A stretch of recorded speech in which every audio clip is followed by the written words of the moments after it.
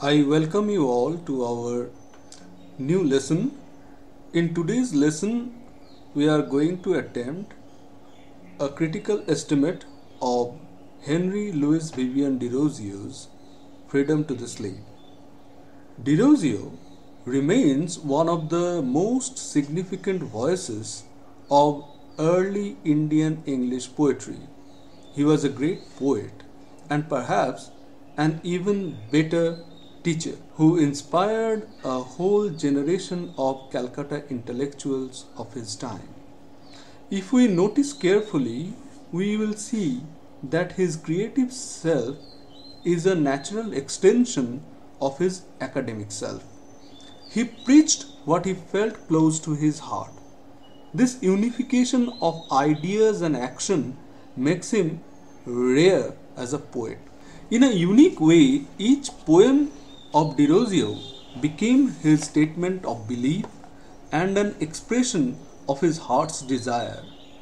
One cannot miss the influence of British Romantic poets on his creative self, but then Derozio had his own individual aspiration as a poet and faithfully voiced agonies and aspirations of his motherland, that is India, and her people.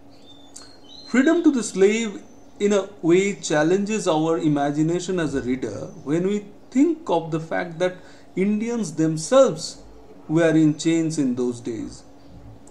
Now, if we observe closely, we will see how slavery affects a person both at physical and psychological levels.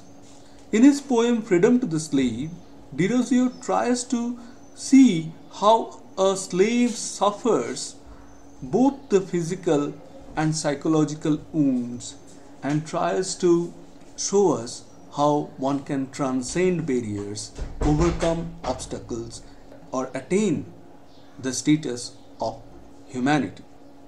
This he does by taking us through an imaginary or rather a hypothetical situation where a slave is freed from his shackles and told he can be his own person from today onwards.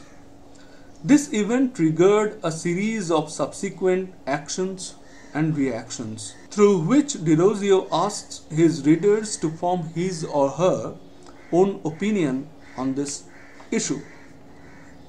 When the slave comes to know that he is no longer a slave, his heart fills a strange sense of pride. Freedom's greatest gift is that it restores a person's pride, his self-esteem. Very idea of being free fills one's soul with noblest feelings, self-esteem, honor, self-respect. This creates an unforeseen glow. He doesn't live under any compulsion anymore. He can act and think freely, and more than anything else, he can feel like a man. What Derozio is trying to do here is that he is showing us how physical freedom subsequently impacts and changes the inner psychology of a man. How freedom raises a man from low self-esteem to a state where he is confident and forward-looking. Freed from the clutches of slavery, the man looks above towards heaven. There is a smile in his face now as the cool breeze touches him gently. He sees the birds flying fearlessly in the sky. He observes running stream, running waters moving without fear. The breeze, the flying birds, and the rolling water. Together they indicate how it feels to be free. The man identifies this and cries out, "I am free as they." The poet now addresses freedom directly. He applauds and claims that there is something very strangely magnetic about the word freedom itself. It's the purifying everlasting flame that lights the altar of the soul. patriots do not hesitate to unsheath their swords for freedom's cause. Glory to those who sheds blood in its pursuit. Those hands are indeed blessed that break the chains with which a despot enslaved people. The poet praises the liberator for freeing men and helping them to reclaim their humanity. Now, this brings us to the close of this appreciation of Derozzio's poem Freedom to the Slave.